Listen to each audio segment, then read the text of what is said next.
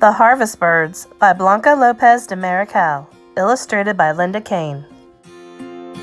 In a little town where everyone knew everyone, there lived a young man called Juan Cenotes. He was given this name because he was always seen with one or two Cenote birds. Juan used to sit under his favorite tree, dreaming and planning his life. He had wanted to have his own land, as his father and grandfather had. However, when his father died and the land was divided, there was enough for only his two older brothers. Because of this, Juan had to go to work in the shops of the town. If only I had my own land, my life would be different, Juan thought.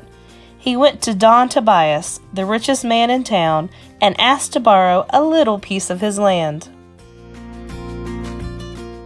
Don Tobias burst out laughing, and his wife laughed with him. "Why should I let you use my land?" he asked.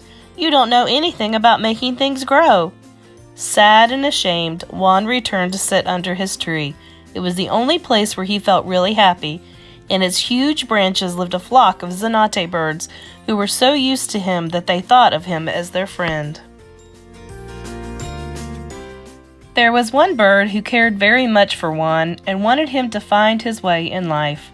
This bird was always around Juan, resting on his shoulder or riding on his hat.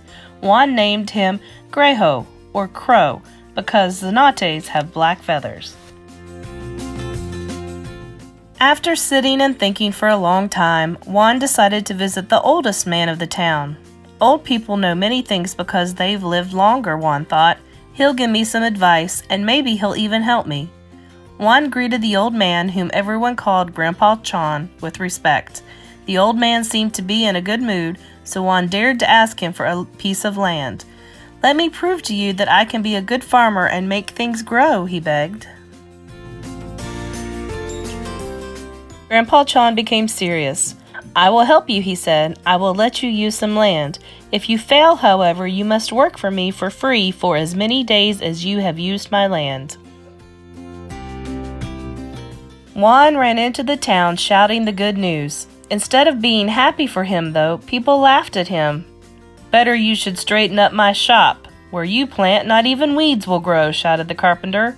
"Don't waste your time, Juan. Come and work on this wheel," called the blacksmith. "Help me with these sacks of flour and stop dreaming," added the baker.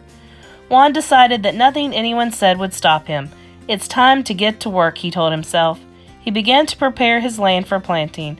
It was a very tiny patch of land and didn't offer much promise of a big harvest.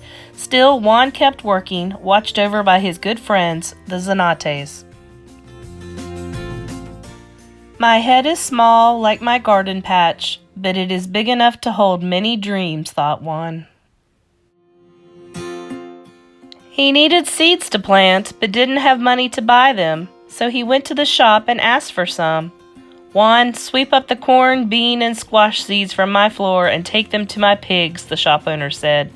"Then if you wish, you can take some seeds for yourself."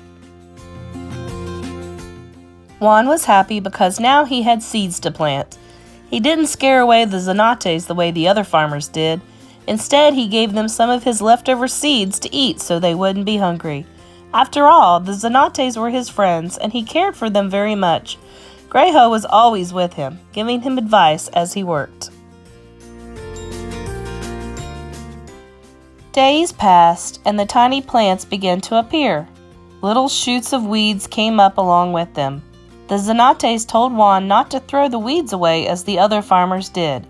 "Plant them on the borders of your land," said the birds.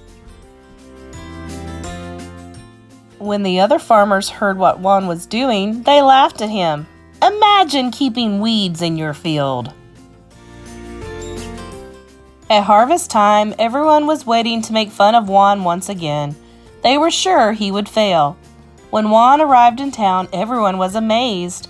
He brought a wonderful harvest: huge ears of corn, brightly colored squashes, and tasty-looking beans. "How did you do it?" they all wanted to know. Juan smiled and answered, "I did it with the help of my friends the Cenotes, the harvest birds. I learned to listen to the voice of nature." "Work for me, Juan!" everyone yelled. "Teach me your secrets." "No," answered the old man. "Juan works for no one now, because I am going to give him the land that he harvested." After selling the crop at an excellent price, Juan Cenote and Grandpa Chan returned to the little patch of land that was now Juan's. The old man asked Juan to tell him his secret. "The Cenotes taught me that all plants are like brothers and sisters," replied Juan.